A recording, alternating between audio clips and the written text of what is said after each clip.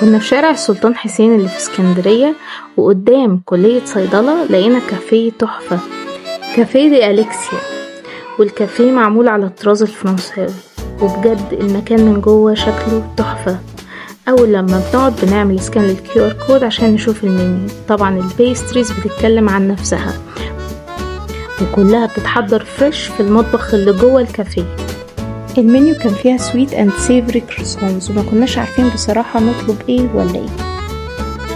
طلبنا الكروسون بالبيستاشيو، وبصراحة صوص البيستاشيو كان شكله وطعمه تحفة جدا جدا جدا، وما كناش قادرين نبطل اكل. وطبعا لازم مع الحلو يبقى فيه قهوة. طلبنا كابتشينو، واللاتيه ارت في الكابتشينو كان اكتر من رائع.